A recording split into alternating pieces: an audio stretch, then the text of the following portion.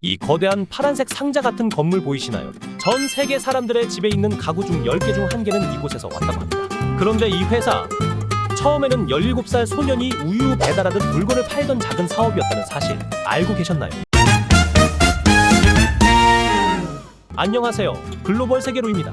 오늘은 여러분의 방구석을 점령한 그 회사 이케아의 9가지 놀라운 비하인드 스토리를 파헤쳐 보겠습니다. 우리 함께 이케아의 비밀스러운 세계로 들어가 볼까요? 1943년 제2차 세계대전이 한창이던 때 스웨덴의 작은 마을에서 한 소년이 꿈을 꾸고 있었습니다. 그의 이름은 잉바르 캄프라드. 당시 그의 나이 고작 17살.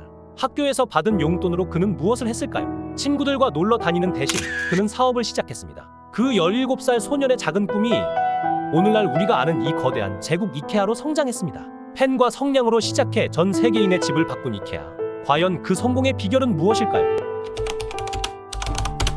자, 먼저 퀴즈 하나 드리겠습니다. 이케아는 무슨 뜻일까요? A. 스웨덴어로 좋은 아이디어. B.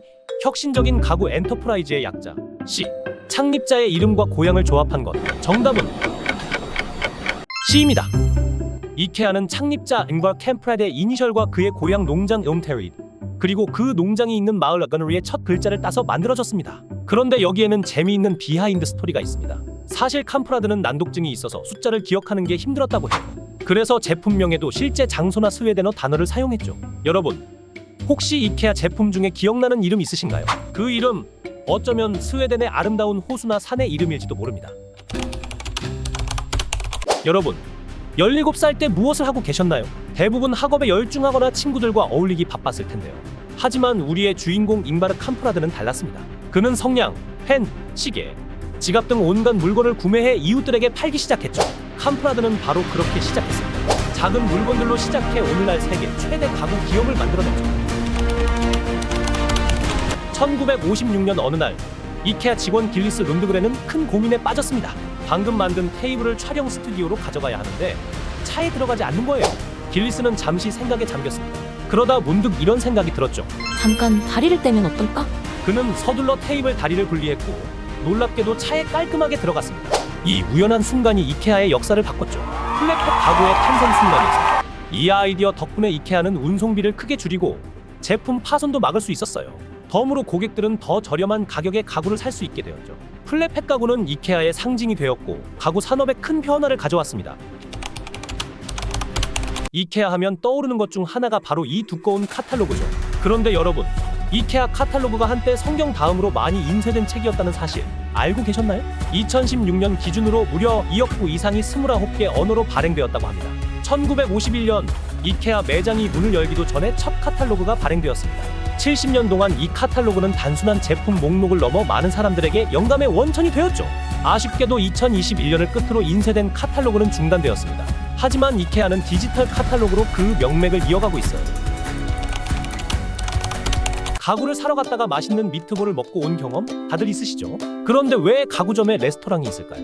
이야기는 1956년으로 거슬러 올라갑니다. 잉바르 캄프라드는 고객들이 배가 고프면 쇼핑을 중단한다는 사실을 발견했습니다. 그의 해결책은 바로 음식을 제공하는 것이었죠. 배고픈 고객은 없다가 이케아의 모토가 되었습니다. 이케아 매장에서 길을 잃어본 적 있으신가요? 사실 이건 우연이 아닙니다. 이케아의 매장 설계는 롱 내추럴 웨이라 불리는 전략을 따르고 있어요. 고객들이 매장 전체를 둘러보도록 유도하는 거죠. 이 전략 덕분에 고객들은 더 많은 제품을 보게 되고 결과적으로 더 많이 구매하게 됩니다. 영리하죠? 이케아 매장에서 본 이 작은 연필 별 생각 없이 사용하셨죠? 이 작은 연필에도 이케아의 철학이 담겨 있습니다. 고객들이 메모를 쉽게 할 수 있게 해주면서 동시에 비용은 최소화하는 거죠. 재미있는 사실은 이 연필이 매년 2억 개 이상 생산된다는 거예요. 이케아의 작은 영웅이라고 할 수 있겠네요. 이케아 핫도그? 맛있죠? 그런데 왜 이렇게 싼지 궁금하신 적 없나요? 이케아 핫도그의 가격은 1980년대부터 거의 변하지 않았어요. 이유가 뭘까요? 이케아는 이를 굿바이 효과라고 부릅니다. 고객이 저렴한 핫도그를 먹고 기분 좋게 매장을 나가길 바라는 거죠. 그래야 다음에 또 올 테니까요. 가구를 직접 조립하면 더 애착이 간다는 느낌 받아보신 적 있나요?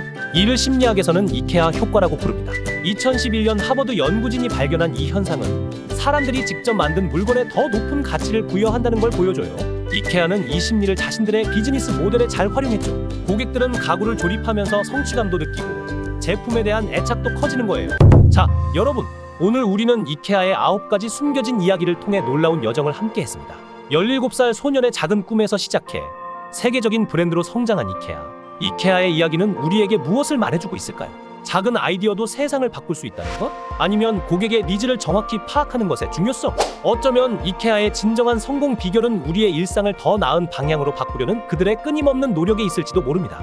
다음에 이케아 매장에 가시면 오늘 들은 이야기들이 떠오르지 않을까요? 오늘도 흥미진진한 비하인드 스토리 즐거우셨나요? 더 많은 이야기를 원하신다면 구독과 좋아요 부탁드립니다. 글로벌 세계로였습니다. 여러분의 일상에 숨겨진 재미있는 이야기들 다음 영상에서 또 만나요.